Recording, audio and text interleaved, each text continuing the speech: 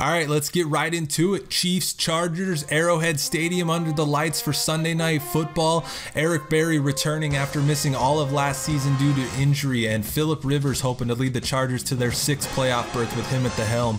Opening drive of the game, 3rd down and 7. Rivers is able to find Keenan Allen for 14 yards and a 1st down. Very next play, Chiefs rookie safety Russ Taplin-Ross finds his way into the backfield for his first career sack, which leads to a Chargers punt.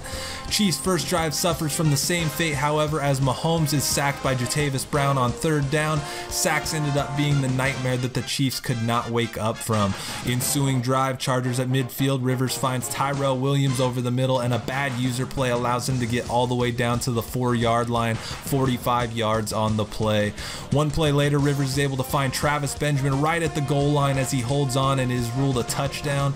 After a Chiefs punt, Chargers deep in their own territory, but not for long, as Rivers finds Allen in the middle of half the Chiefs defense for a gain of 36 yards.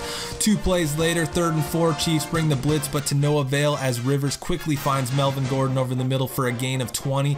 Chargers, however, forced to settle for a field goal. Early second quarter, Chiefs trying to put together some kind of offense as Mahomes finds Kelsey for a diving catch on 3rd and 3, a big 1st down to keep the Chiefs drive alive.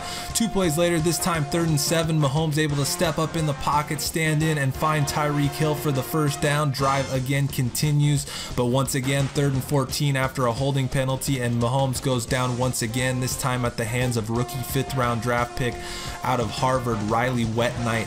However, after the Chiefs punt, Melvin Gordon takes the counter, has a decent gain before he's blown up by Eric Berry and loses the ball. Bennett Spearman is there to pick it up and brings it back inside the Chargers 10-yard line. One play later, Mahomes gets the Chiefs on the board, finding Travis Kelce on the slant for the touchdown. Chiefs cut it to a 3-point game. Ensuing drive, Dixon Caldwell, the rookie who infamously slept through the combine, able to get in and get his first career sack, and it was a good debut for him tonight.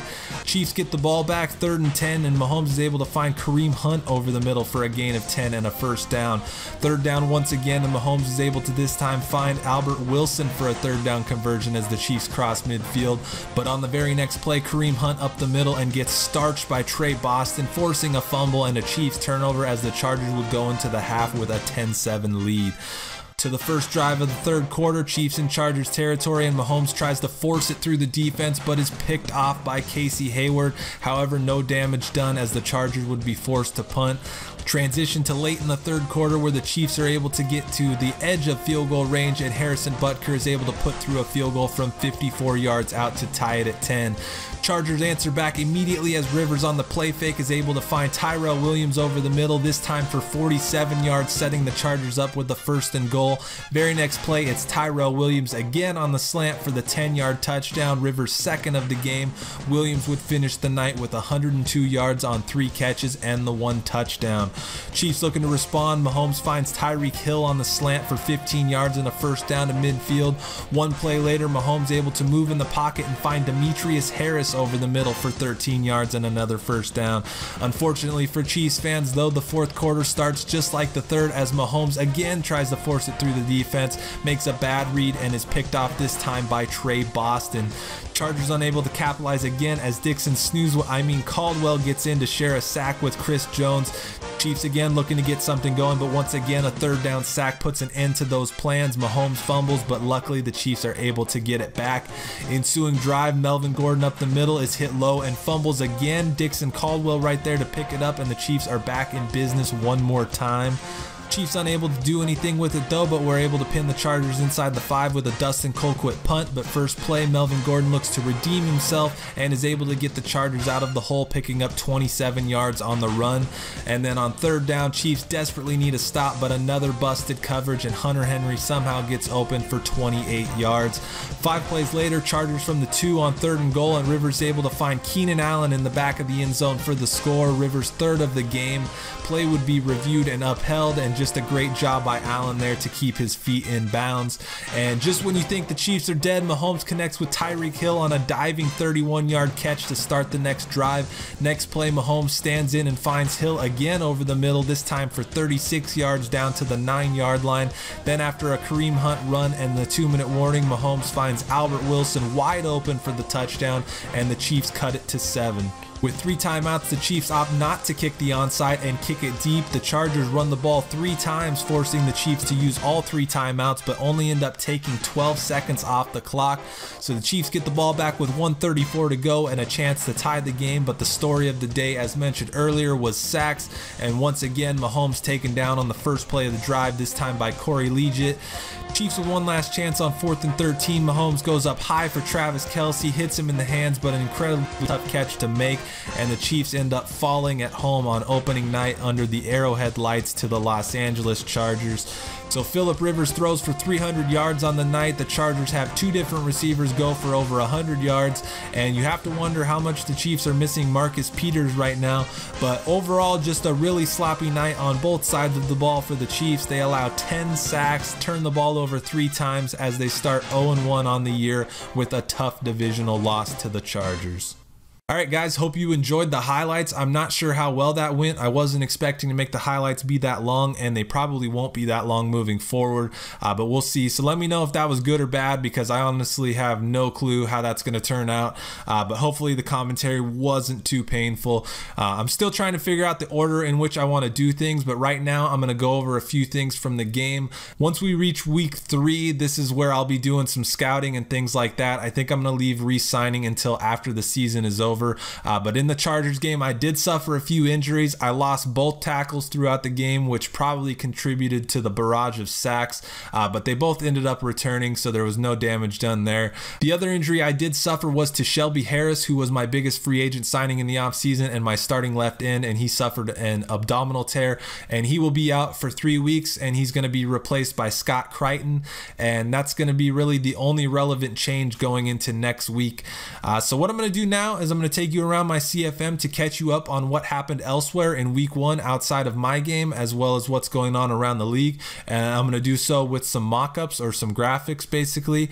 So this is going to be that bit of crossover that I mentioned in the first video, but anyway, first off, here's the results from around the league in week 1. The Panthers drop a 50 burger on the Bears. Vikings and Seahawks end in a tie. The Broncos fall to the Colts. Jaguars and Texans each pick up a 38-35 win. Raiders pick up a win over the Cardinals. Lions go to New England and pick up a win in overtime there. Falcons dominate the Rams at home, and then the Bills and Packers both pick up convincing wins in the Monday night doubleheader. So after 1 week of play, here's a look at the league standings. Bills and Dolphins lead the AFC East. Bengals the only team to pick up a win in the AFC North. Titans the only team to lose in the AFC South. We, as the Chiefs, currently sit at dead last in the AFC West because of the division loss. To the NFC side of things, the Skins and the Cowboys atop the East. Packers and Lions lead the North. Bucks, the lone team to not win in week 1 from the South. And then there's the NFC West with 3 losers and a non-winner.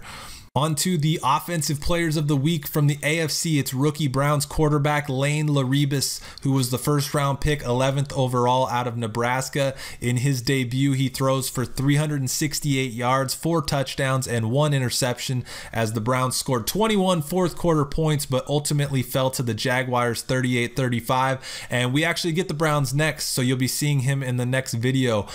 From the NFC, it's former MVP Matt Ryan of the Atlanta Falcons, who had a nearly 80% completion percentage as he threw for 277 yards on 24 of 31 passing and a measly 4 touchdowns as the Falcons took care of the Rams 42-21. So I guess Marcus Peters didn't end up helping the Rams too much there. To the defensive side from the AFC, the award goes to Titans linebacker Brian Orakpo, who along with his 4 sacks also posted 8 tackles, 7 of which were solo. But despite the huge game, the Titans were on the losing end of a 38-35 score at the hands of the Texans. Despite this being Orakpo's 9th year in the league, this is his first Player of the Week award. From the NFC, Washington Redskin defensive end Matthew Ioannidis also amassed 8 tackles, but was only able to put up a respectable 3 sacks in helping his Redskins get the road victory against the Giants on opening day. Ioannidis was a 5th-round pick by the Redskins in 2016 and currently sits at an 82 overall. From there, we're going to shift into some of the league leaders after week 1. And first, we're going to take a look at the passing leaders. In terms of passing yards, the immortal Tom Brady put up 386 yards in week 1. Lane Laribas second there, who, as I mentioned, we'll be seeing this week. And then Phillip Rivers, who torched us pretty good, rounds out the top 5. As for touchdowns, Tom Brady is tied for the lead there as well, with both players of the week in Laribas and Ryan. And then again, Phillip Rivers rounding out the top 5. On to the rushing leaders. The week 1 rushing title goes to Jordan Howard of the Bears, who somehow amassed 117 yards while the Panthers were busy scoring 50 points on his defense. Lamar Miller is second, Beast Mode comes in third, and then Shady McCoy with 103 yards rounds out the top 5. As for rushing touchdowns, Aaron Jones of the Packers scored 3 touchdowns in their Monday night beatdown of the 49ers. Marshawn Lynch, Joe Mixon, Chris Carson, and Orleans Darkwa among the slew of running backs tied with 2 rushing touchdowns. Leading the league in receiving yards is another player we'll be seeing this week, and another Browns rookie in Bradley Lenz, who was selected with the 26th overall pick, so it seems like the Browns had a decent draft. Eric Decker and AJ Green at 2 and 3. Jordan Reed, a tight end, on the list, and then Mike Evans in the 5th slot. To receiving touchdowns, Julian Edelman was able to snag 3 touchdowns in their week 1 loss to the Lions. Bradley Lenz, Eric Decker, Keelan Cole, and George Kittle among many others with 2 touchdown catches. To the defensive side of the ball, as mentioned earlier, Brian Arakpo had 4 sacks. You'll also see the NFC Defensive Player of the Week in Matthew Ioannidis here. Nick Perry, Mario Edwards, Trey Flowers, Joey Bosa, and half the Chargers defense probably tied with 3 sacks. As for interceptions, nobody in the NFL was able to snag 2 picks in the first week of the season, so a randomly generated top 5 of those that did get 1 includes Eric Weddle, Brian Body Calhoun, linebacker Deion Jones, Earl Thomas III, and then Cowboys Jordan Lewis. As we look to next week's schedule, after playing a Sunday night game, we have another primetime game against the Browns as we kick off week 2 on Thursday night. It will be a color rush game, which means it's a good thing that I didn't wear the Chiefs all reds for the opener, because that was something that I almost ended up doing. Great quarterback matchup there with Rodgers versus Brady in the Packers-Patriots game. Early division game between the Bucks and Saints. Steelers-Ravens in a game where someone will leave with the dreaded 0-2 record. Bears-49ers meet in a game between 2 teams that got throttled in week 1. As far as the AFC West goes, Chargers home against the Cardinals, Raiders going down to LA to face the Rams, and then the Broncos taking on the Dolphins at Mile High. Sunday night will feature the 1-0 Bills versus the 0-1 Vikings, and then capping off week 2 will be an AFC South battle between the Titans and Jaguars. That's going to do it though. Hopefully this gave you guys a good idea of what's in store on a game-to-game and a video-to-video basis, and it's something that you guys will enjoy. If you guys have any feedback on how you'd like to see these things done or the order in which I go through things, let me know, because I'm open to just about everything. But I hope you guys enjoyed what you saw in the first real video of the franchise series. Our next game will be against the Cleveland Browns, and we'll be looking to get our first win of the season. So I hope you guys continue to join me on this road to the Super Bowl. And as with every one of these videos, I will leave you with the sweet, sweet voice of Chiefs play-by-play announcer Mitch Holthus. Thanks for watching.